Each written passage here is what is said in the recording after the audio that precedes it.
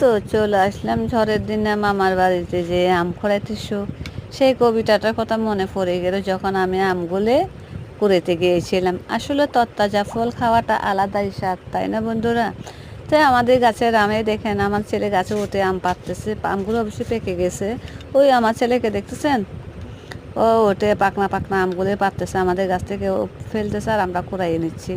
এই দেখেন এত না মিষ্টি আমগুলো। আসলে আমার যখন যেটা পাই সেটা নিয়ে আপনাদের মাঝে আমি চলে আসি বন্ধুরা। তো এই আমার আম কুড়াইতে সুখ, সেই কবিতাটা মনে যখন পড়ে যায় তখন আপনাদের মনে পড়ে যাবে, কারণ ছোটোবেলা সেই কবিতাটা যারা স্কুলে লেখাপড়া করছে সবাই এই কবিতাটা পড়ছে। তাই এই আম কুড়ানোর সুখটা নিয়ে চলে আসলাম বন্ধুরা। এত না স্বাদ, আসলে আগে কখনো এভাবে করে খেতে পারিনি। আমার বড় হওয়াটা আমার শহরে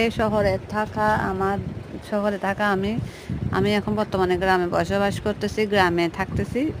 তাই তরতাজা আমগুলি খেতে পারছি, অনেক মজা লাগে। আসলে টোকাইয়ে খাওয়াটা গাছ থেকে পড়ে, এটার মতো আসলে মজা আমার মনে হয় না আর পাওয়া যায়।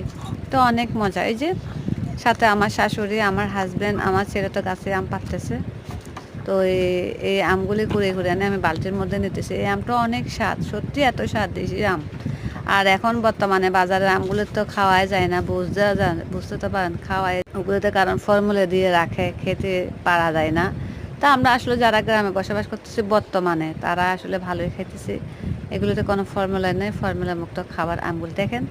এই আমগুলি কত না মজা না। এটা আরেকটি গাছের আম, এটা এই গাছেরটা না, এটা আমাদের আরেকটি গাছ। আমাদের অনেকগুলো গাছ, আম গাছ অনেকগুলো আছে, এখান থেকে আম খাওয়া যায়।